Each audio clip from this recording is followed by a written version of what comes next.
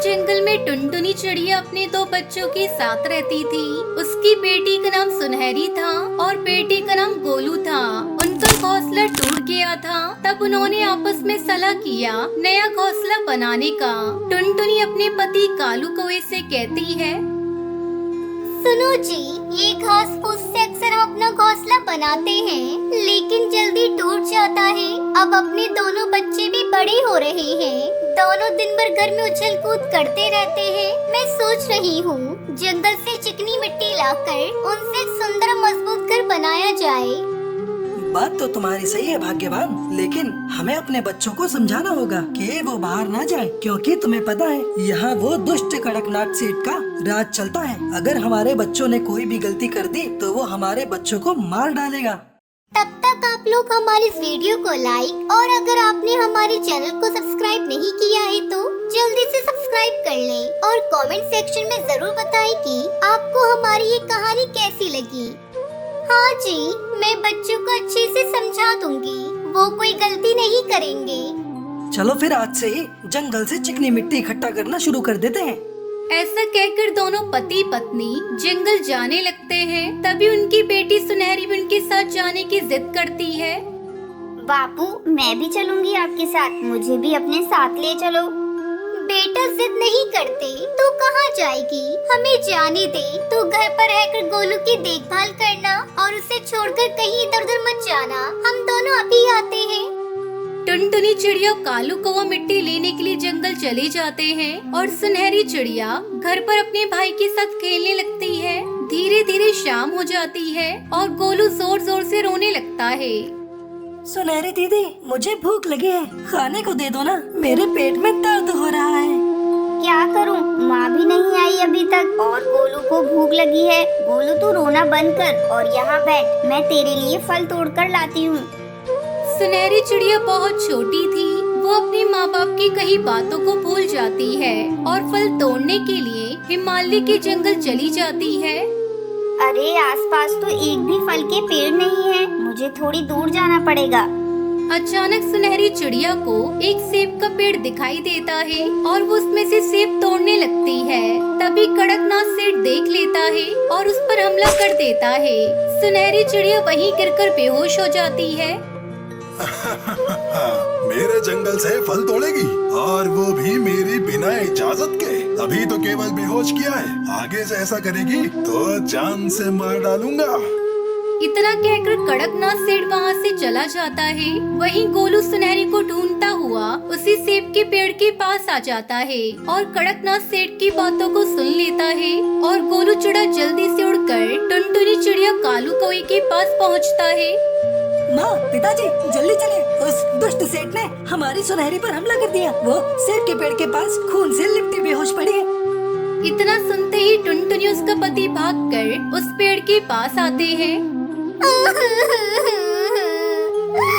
जल्दी करो जी, हम सुनहरी को पास वाली डॉक्टर बुलबुल के पास लेकर चलते हैं। दोनों पति पत्नी सुनहरी को डॉक्टर बुलबुल के पास लेकर जाते हैं। इसकी हालत तो बहुत गंभीर है। आप सबको पता है ना, जंगल में बच्चों के लिए कितना खतरा होता है, फिर भी आप लोग अपने बच्चों को अकेला छोड़ देते हो। डॉक्टर बुलबुल, मेरी सुनहरी को बचा लीजिए, मैं आपके आगे हाथ जोड़ती हूँ। हम आगे से कभी अपने बच्चों को अकेला नहीं छोड़ेंगे। डॉक्टर बुलबुल के इलाज के बाद सुनहरी आंखें खोल लेती है। हे भगवान, तेरा लाख लाख धन्यवाद कि आपने मेरी सुनहरी को बचा लिया। अगले दिन टुनटुनी चिड़िया कालू कौवा उस चिकनी मिट्टी से एक सुंदर और मजबूत घर बनाते हैं। देखो टुनटुनी, अपना मिट्टी का मजबूत घर तैयार हो गया। हाँ, देख रही हूँ, अब हमारे बच्चों का कोई बाल भी बांका नहीं कर सकता। और ऐसे ही कई दिन गुजर जाते हैं। एक दिन जंगल में तेज बारिश और तूफान आता है। इस तूफान में जंगल की सेठ कड़कनाथ की हवेली टूट जाती है और जंगल के सभी पक्षी उस तेज तूफान में अपनी जान और मकान खो देते हैं, सिवाय टुनटुनी चिड़िया के। सेठ जी, इस तेज तूफान में सभी पक्षी बेघर हो गए, सिवाय टुनटुनी चिड़िया के। उसका घर क्यों नहीं टूटा? सेठ जी, टुनटुनी और कालू ने चिकनी मिट्टी से अपना घर बनाया था।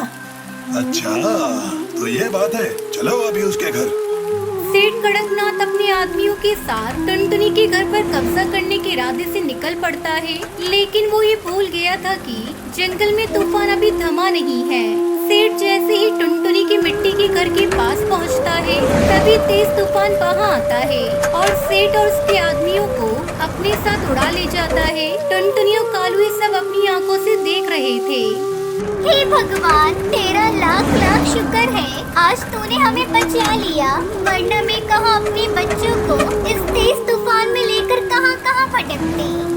और इस तरह जंगल के सभी पक्षी उस दुष्ट सेठ कड़कनाथ से आजाद हो जाते हैं और फिर दोनों पति पत्नी अपने बच्चों के साथ उस मिट्टी के घर में खुशी खुशी रहने लगते हैं।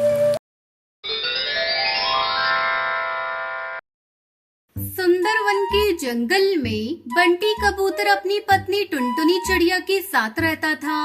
दोनों पति पत्नी दही बेचा करते थे। उनके घर में एक प्यारी सी गाय थी जिसका नाम गायू था। अजी सुनते हो, दुकान से आते समय गायों के लिए हरी हरी घास लेते आना। मेरी गाय को हरी हरी घास बहुत पसंद है। ठीक है भाग्यवान, लेता आऊंगा। बंटी कबूतर शाम को दही बेचने चला जाता है। तब तक आप लोग कमेंट पे बताएं 30 डिवाइडेड बाय 6 कितने होते हैं। दही ले लो, दही स्वादिष्ट और मीठी दही, एक बार खाओगे तो बार बार खाओगे। ले लो मीठी स्वादिष्ट दही, खा लो मीठी और स्वादिष्ट दही। अरे ओ दही वाले भैया, मुझे 1 किलो दही देना। अभी देता हूँ बहन जी। बंटी भैया, तुम्हारी दही खाए बिना भोजन तो हजम होता ही नहीं, ये मीठी तो है ना? हाँ बहन, अगर मेरी दही मीठी ना हो तो पैसे नहीं लूंगा। इस तरह 2-3 घंटों में ही बंटी की सारी दही बिक जाती थी। ये सब उसका पड़ोसी कालू कौवा देखा करता था। वो उससे बहुत जलता था। अरे सुंदरी, दही का व्यापार तो हम लोग भी करते हैं, पर ये बंटी के दही में ऐसा क्या खास होता है जो सारे ग्राहक इसी से दही खरीदना पसंद करते हैं? अजी, तुम दूसरों की तरक्की देख देख कर क्यों अपना खून जलाते रहते हो? रंग तो तुम्हारा पहले से ही काला है और जलने की वजह से और काला पड़ गया है। अपने काम पर ध्यान दो, जिसकी किस्मत में जितना होता है वही मिलता है। चल भाग यहाँ से, बड़ी आई मुझे भाषण देने वाली। जाकर अपना काम कर और मुझे अपना काम करने दे। सुंदरी कौवी वहाँ से चली जाती है। उसके जाने के बाद कालू कौवा सोचने लगता है कैसे इसके व्यापार को बंद कराया जाए। अगले दिन जब टुनटुनी अपने गाय का दूध निकालने जाती है तो गायू गाय बेसुध पड़ी थी। गायू, अरे ओ गायू, क्या हुआ तुझे? तो इस तरह बेसुध क्यों पड़ी है? सुनहरी के बापू, जल्दी आओ, देखो ना अपनी गायू को क्या हो गया है, ये कुछ बोल ही नहीं रही है। तभी दौड़ा दौड़ा बंटी कबूतर वहाँ आता है और गायू को देखकर टुनटुनी से कहता है, टुनटुनी, अब हमारी गाय कभी नहीं बोलेगी, इसे किसी पापी ने जहर दे दिया है।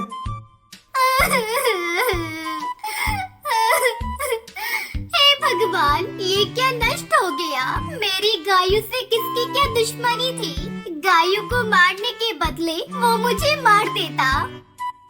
दोनों पति पत्नी रोते हुए गायू को अपने घर के पिछवाड़े मिट्टी में दबा देते हैं।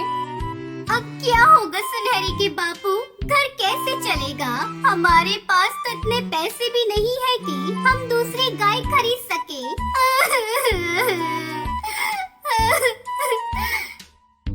उठो टुनटुनी, उठो, चलो घर चलो। अब सब ऊपर वाले के हाथ में ही है, वही हम लोगों को रास्ता दिखाएगा। पूरा दिन दोनों पति पत्नी रोते रहते हैं। अगले दिन सुबह टुनटुनी गायू के पास जाती है तो उसके आश्चर्य का ठिकाना नहीं रहता। वहाँ पर एक पेड़ उग चुका था और उस पर दही की बहुत सारी मटकियाँ लटक रही थी। तभी उस पेड़ से आवाज आती है, बरसों तक तुमने मेरी सेवा की है, मैं तुम्हें दुखी नहीं देख सकती। अब तुम कितनी भी मर्जी दही बेच सकती हो।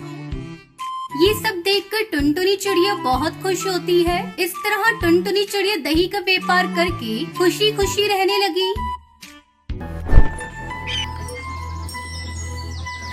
बहुत समय पहले एक जंगल में टुनटुनी चिड़िया अपने पति बंटी कबूतर के साथ रहती थी। टुनटुनी का कोई बच्चा नहीं था, इस वजह से वो बहुत दुखी रहती थी। एक दिन वो अपने पति से कहती है, अजी सुनते हो जी, कल जब मैं नदी पर पानी पीने गई थी तब मुझे मिट्टू तोता मिला था।